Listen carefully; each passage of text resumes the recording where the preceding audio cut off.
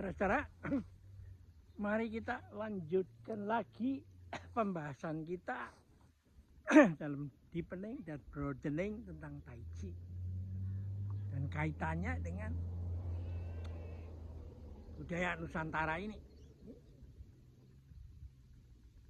Seperti Anda ketahui bahwa alam semesta ini ada yang menentukan adalah yang mempunyai wewenang, ya. Dan karena itu disebut namanya menjadi yang menang gitu ya. Nah, untuk mentes siapa yang bisa cocok untuk mengurus hal-hal yang baik dan yang kurang baik adalah dia mengadakan sayembara untuk makan suatu hutan. Luar biasa gedenya kan. Nah, muncullah sang togok yang tamak ya. Dan ibu tirinya bertaring tentu toh. Lalu makan semua sampai mulutnya itu terbelah itu. Dan karena itu dia disuruh, kalau kemampuanmu begitu ya, yuk ngurusin hal-hal yang kurang baik aja. Kamu dibantu oleh Bilung itu. Ya. Nah, sedangkan Semar itu nggak punya gigi itu, dan dia apalagi taring toh. Karena itu yang positif maupun yang negatif itu ditelan aja semua as a part of the mighty whole. Seperti dua sisi dari mata uang yang sama. Karena itu perutnya gedut, kenyang. Dan karena itu urusan perut dia sudah nggak penting lagi. Dan juga ngeligo kan, nggak pakai baju kan. Itu menunjukkan bahwa saya nggak perlu lagi flexing zaman sekarang itu. Yang orang seperti beli jam yang harganya miliaran. Padahal tujuannya hanya untuk menunjukkan waktu. Yang sama persis Anda dapat dengan jam murahan itu. Ya. Untuk rakyat biasa yang memang hanya untuk menunjukkan waktu aja kan. Tidak ada segi flexing itu. Kemana-mana membawa tas Hermes yang harganya bisa miliar. Ya. Itu sudah nggak ada itu. Nah, itulah Semar itu. Nah, menarik sekali Semar ini dibantu oleh 30 kawannya itu. Ini menurut saya mempunyai simbolisme yang luar biasa itu. Yang Barat yang pertama adanya Gareng itu. Matanya juling gitu. Ya. Gini jalannya itu ya, kakinya pincang dan matanya juling gitu. Nah, ini mau mengindikasikan bagaimana konsep manajemen see, judge and act gitu. Melihat ya, lalu memutuskan dan lakukan action itu bisa dilakukan oleh orang yang matanya juling dan kakinya pincang itu.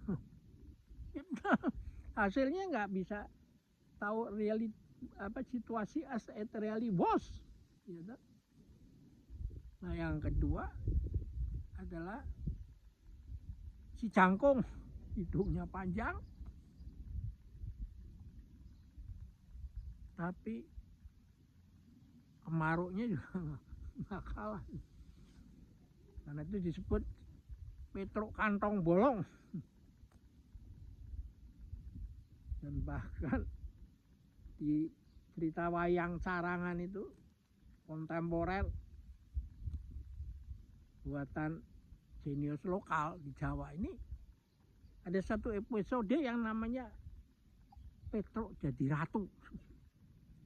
Ya, ambisinya pada kekuasaan luar biasa. Ya, dia ngambil semua, tapi tidak sadar bahwa kantongnya bolong, sehingga tidak ada satu pun yang bisa disimpan, toh. Karena itu selalu haus, toh. Nah, ya, adiknya berikutnya adalah Bagong itu. Yang kalau Anda lihat di pewayangan itu mulutnya tuh di sini dibikin merah, itu mau mengindikasikan bahwa ini sebenarnya togok kecil itu. Dia pengen makan aja. Nah, seharusnya ini menarik itu. Karena di dalam mencari pejabat publik untuk mengatur negara ini,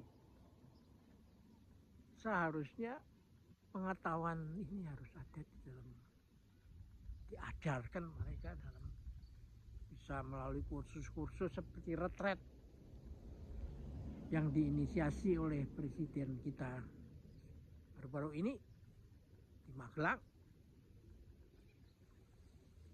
untuk mengatakan yuk harus tahu ini, kalau yuk nggak tahu ini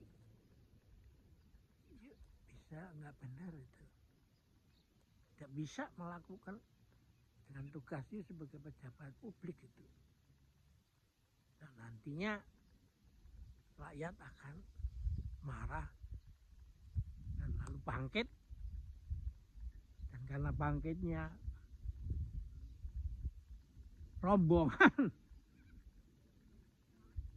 dan membuat demo itu sekarang murah sekali karena ada media sosial, dan lalu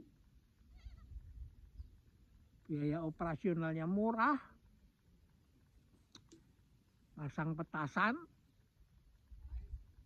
dan lalu bom molotov itu murah kan, sehingga kalau masyarakat diberikan hak untuk menyampaikan pendapat, maka bisa dipergunakan oleh berbagai kelompok dalam 3 shift itu atau 2 shift itu. Kumpulnya biasanya jam 10 atau jam 12 begitu, atau sesudah makan siang.